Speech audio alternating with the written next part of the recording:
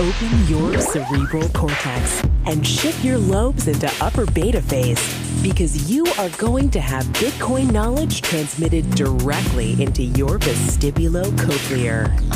Your host of Bitcoin Knowledge is Trace Mayer, an early Bitcoin advocate since it cost $0.25, but this is not intended to be investment advice. A doctor of jurisprudence, but this is definitely not legal advice. And an investor in core cryptocurrency infrastructure, including Armory, BitPay, Kraken, and Mitagio, but this is not a recommendation of those services. Here, you get fed via direct mind download with pure and free Bitcoin knowledge.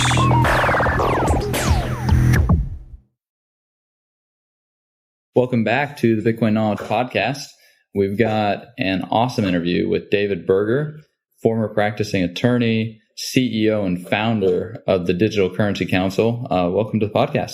Thank you for having me, Trace. So just a little bit about your background. You'd finished law school at NYU, moved down to DC, and worked actually on the Jeffrey Skilling case, right? Like right. The civil defense of the former, what was he, CFO of Enron? He was the CEO of Enron. CEO of Enron. Oh, man, what a mess. And practiced law. Then you went over to Asia. Mm-hmm. And can you tell me a little bit about what you did over in Asia with these family offices? Sure. So, I've been in the professional services and family investment space for most of my career. As you mentioned, as a lawyer, then building peer networks for CIOs of family offices, CEOs of large firms. And really what my goal has always been is to help professionals learn from each other. Most of these professionals went to school a long time ago, but they're constantly trying to learn, gain more understanding, gain insights that will help them make better decisions in their business. So most of my career has really been focused on that, bringing folks together to make better decisions for themselves or their clients. And now these are family offices. We're talking about like high net worth individuals.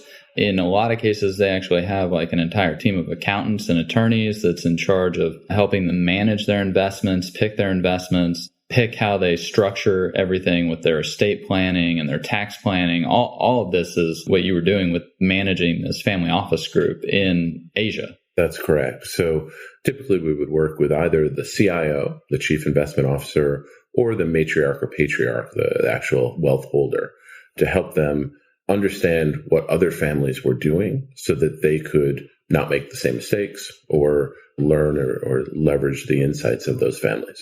And then you actually left Southeast Asia to go to New York to manage the branch for a very large family office firm out of London. That's right? Correct. Yeah. So while I was working in Hong Kong, I received a call from Campton Wealth, which is a very large platform that brings wealth holders and wealth managers together across the globe. And the largest business of Campton Wealth is called the Institute for Private Investors, which is a 23-year-old firm here in New York, which has brought together about 300 families with an average net worth of approximately $250+ million. And the aim of that network has been decision support. It's, how do we help families make better decisions, be better stewards of their wealth for themselves and for the family members that are to come, and also for society. We talked a lot in those meetings about philanthropy and impact investing, as well as traditional wealth management. And now this pulls in right where you're going with this Digital Currency Council, because Barry Silbert, he's the one I think that funded you. And with the Digital Currency Council, you're focused on educating the professionals. You mentioned before the show that you'd done a study and you found that when it comes to getting advice, when it comes to financial things, people still turn to their trusted advisors, to their CFPs, their certified financial planners, to their CPAs, their certified public accountants, to their attorneys. They turn to those people to help them make their decision about a new asset class or a new asset or whatever it is, right? And so how are you targeting those particular professionals and helping them understand Bitcoin with this Digital Currency Council? Absolutely. So let me share a little background and answer your question. I've now been following Bitcoin for about 3 years. And over those 3 years, I was meeting with, in my roles over that time, high net worth investors, family offices They're private bankers, they're wealth managers, they're lawyers, they're accountants. And I would often ask, so what do you think of Bitcoin? And for the most part, I was met with blank stares, shrugs of a shoulder. Most of these very sophisticated professionals simply didn't know. They oftentimes either pled ignorance or, worst case, in some cases, would spout back or regurgitate something they heard in the media, which was, a misperception that they had about Bitcoin. Which is a very common problem. I mean, we have this new technology developed by PhDs and distributed systems and cryptography, very complicated math. And then we have journalists That's right. with their English degree trying to write about it. That's right. And, the quote unquote Bitcoin experts are people who read these journalists. Right. I mean, it's really kind of laughable when, if you're coming from a background, 250 million plus net worth family, you want the facts as they are. Oh, absolutely. Right? I mean, you don't want it filtered through an opaque lens. Right. You want a very clear, distilled, microscopic enlargement of like what it is that we're looking at. Right. And, the way our society works is everyone has a bias, whether it be the media or professionals that are trying to sell something to you. Where bias is taken out of the decision-making process is when peers have an opportunity to sit around a table together. That's why families enjoy speaking with other families, where they're just sharing their problems and how they overcame those problems, sharing their insights and how they're leveraging those insights to address new opportunities. That's the concept that we're bringing to the Digital Currency Council. Yes, there is an educational component, but the opportunity for lawyers to learn from other lawyers, accountants to learn from other accountants, accountants to learn from lawyers, and vice versa, that is, I think, a unique way to learn, because there isn't an agenda when peers sit down to speak with each other and to learn from each other. We're really trying to foster an environment where peers can support each other and, at the end of the day, build a bigger pie for all of them together as an industry to serve. Yeah, because there's a lot of issues around Bitcoin, like just the general overall landscape. I mean, we've got this asset that for the most part cannot be seized. Like if you've got those private keys protected properly, you can't seize it. You can't attach it. I mean, that doesn't necessarily mean that there's no fraudulent conveyance statute of limitations on it. But when we're looking at these different assets that high net worth individuals employ, like offshore asset protection trusts and, special purpose trusts domestically, Bitcoin can have a role in all of this. And it's important, I think, for the professionals to understand what type of a role it can have. But if they don't even understand the technology itself, they don't understand how they could put this new tool into the toolkit for their clients. That's right. And I mean, I think some of the developments of, sort of Bitcoin 2.0, the app coins, those are going to be tools that these professionals can use in making their work more efficient and better providing services to their clients that today they provide in more traditional means. I think many of these professionals, even those in our network who are set out to learn, are excited about the opportunities, but they're also concerned about the risks.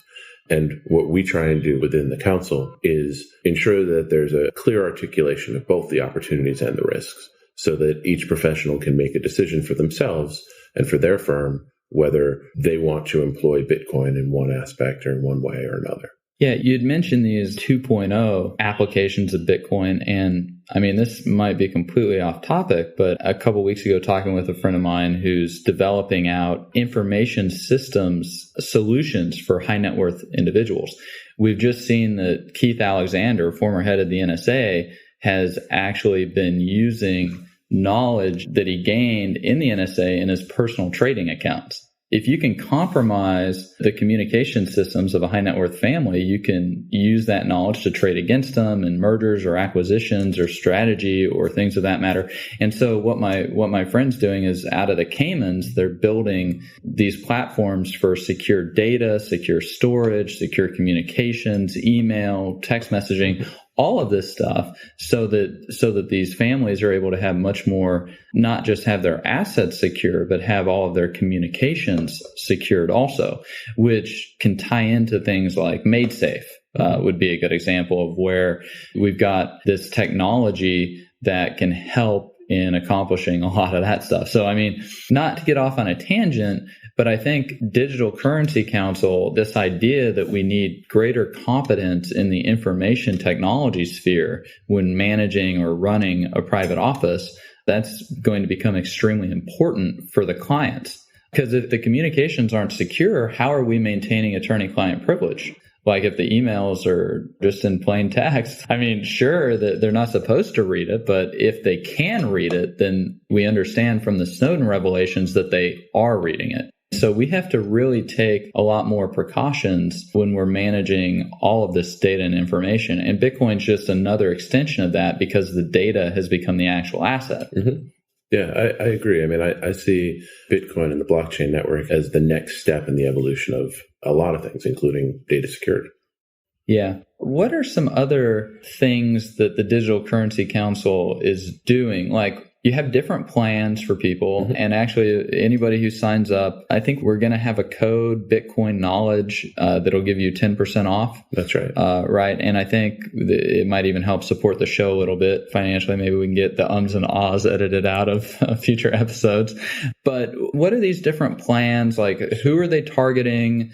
How can it help the people that are listening to this podcast? Absolutely. So first of all, we are looking to build a big tent. We want to bring in anyone who has an interest in learning about digital currencies. And we have a free opportunity to do so. So anyone can go to our site and sign up as what we call an explorer and really just take some time to explore both the risks and opportunities that digital currencies present. As an explorer, you have access to tailored programs based on your profession.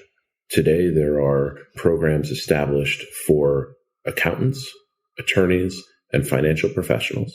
Over time, we'll establish programs for other professional groups as well. Those are absolutely free. And they include a 1-hour course, and there'll be some discussion within the membership as well. And you'll be included as part of our professional societies, so the accounting society, the legal society, and the finance society, where you'll receive opportunities to take part in continuing education, discussions, discounts to community events, and the like. As a paid member, and I think you mentioned there are 3 levels, the first level is to gain access to much more in-depth educational content. Today, there is a lot of content on Bitcoin on the web, but what we've really done is tried to curate that content. When I started learning about Bitcoin, it took me months reading through content, some of which was accurate, some of which was biased, some of which was unclear. What we've done as what we call our professional membership is developed a 5-hour curriculum that we think cover the core competencies of what it takes to be a professional in digital currencies. If you want to take your career in the direction of Bitcoin and build your practice, whether it be a legal practice, accounting practice, or some other practice in digital currencies, the next level is our leader level. That allows you to differentiate yourself in the market of professionals by getting certified and becoming a DCC certified professional. And then if you're looking to market yourself through our platform, we offer what we call our innovator level. And that's an opportunity for you to share your thought leadership, take part in hosting events for our membership, and really promote your brand and your expertise across our platform. And that's at our innovator level. But again, we encourage everyone to come in, sign up for free, take a course, see if Bitcoin's for you, see if you're interested, and then progress from there as your clients demand it, which they are already most likely, or as you see opportunities for your own practice. Yeah, I mean, the way I kind of see it is you got to get familiar with the technology. I mean, it's kind of ridiculous to think that you would operate an accounting practice or a law practice and not be competent in email, not know how to send an email, not know how to fill out a subject line, not know how to attach a file. These are just basic competency skills that you have to have. Like we used to have to know how to operate a fax machine, right, or a telephone or a pen and paper. I mean, Bitcoin is just another form of technology that in order to remain competitive, professionals are going to have to learn how to use and understand this new technology. Absolutely. I will tell you that it reminds me of my first year as an attorney when one of the senior partners came down to my office and said, David, we're supposed to, quote, e-file with the court. I've never done that before. Can you figure it out? And, today every attorney is e-filing. It's very rare that attorneys need to carry physical paper with certain margins and a certain size font down to the court and get it stamped. Most attorneys today are e-filing. It's a new technology, or it was a new technology at the time. And quite similarly, there'll be a time when every attorney will be using smart contracts. And to not be familiar with that technology will really hold you back as an attorney. It won't even be something that's new and a value-added service for your client. It'll actually be something that will hold you back if you're not familiar. Well, and not just hold you back. I mean, you could be incompetent. I think it could be very problematic. Like if you're just completely incompetent in the particular technology, then that could be very problematic. And that's actually one of the reasons I started this Bitcoin Knowledge podcast, was finding good quality information. I mean, we interview all the top people in the Bitcoin world here, but at the same time, our interviews are very much across a wide range of topics, and we don't necessarily curate it or focus it for the professionals. And that's one of the things I really like about what you're doing over the Digital Currency Council is, at the end of the day, time is very valuable. I mean, you can be dinking around on YouTube trying to watch these videos, or you can just go where, bam, we have the practice guide. Sure. And it saves a ton of time for you and it's a ton of time for your client, and you get brought up to speed very quickly. I think that's a very valuable service. Yeah, and that's really our aim. I mean, there are opportunities for these professional groups today to add value to the Bitcoin community. And they don't have 6 months to study. They need to understand what's important to understand and to some degree what's not, and get up to speed as quickly as possible. While I agree that there is a need to understand the technology in order to provide competent legal services or accounting services or financial planning services, I think it doesn't need to be the same level of understanding as an engineer. The fact is that engineers are building tools on top of the technology that will make it easier for most people to use. That will lead to its adoption much, much faster. I don't think we as a society can expect everyone to have the same level of really in-depth knowledge that the smartest engineers in the world do. There's lots of examples of technologies. Email is one. Everyone uses it, but most people don't understand the entirety of how it works. We understand it's sufficient that we can use it. And if there are problems or challenges, we call someone who can provide a deeper understanding. I think a similar sort of hierarchy of skills will develop around Bitcoin. Yeah, I think email is a great example because we have things like carbon copy, blind carbon copy. I mean, these are features of email that are relatively easy to understand because engineers have built the tools that have abstracted a lot of the underlying complexity out of it. We don't have to actually know how the packets are being routed around with SMTP, with Simple Mail Transfer Protocol, in order to avail ourselves of the increased efficiency that we get from being able to send an email in carbon copy or blind carbon copy, knowing the effect that the difference between a carbon copy and a blind carbon copy has. It's very much the same way with Bitcoin. We do need to understand, like public key and private key and things like that, but we don't have to get really down into the molecular level of Bitcoin as professionals in order to really avail ourselves of what it has to offer to us, to our clients, and also just to be able to understand what's going on with it. That's right. I mean, what we've done at the Digital Currency Council is outlined core competencies for the professional groups. Inherent in that is it is somewhat limited. It's not everything. In 5 hours, you're not going to fully understand everything about Bitcoin, but you'll have enough information that you can competently sit for the DCC certification exam, competently answer your clients' questions about Bitcoin, and have that base of knowledge that will allow you to improve your knowledge over time. If you sit for the bar exam in any given state, that doesn't mean you're ready to argue before the Supreme Court the next day.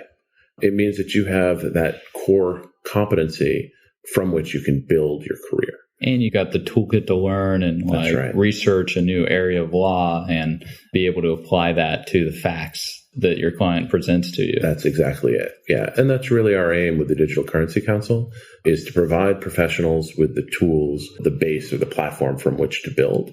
And the certification allows those professionals to differentiate themselves from those in the market who perhaps are just spreading misperceptions and misguidance based on media reports as opposed to real diligence and study. Or just flat out disinformation. I've seen a lot of that too. Absolutely.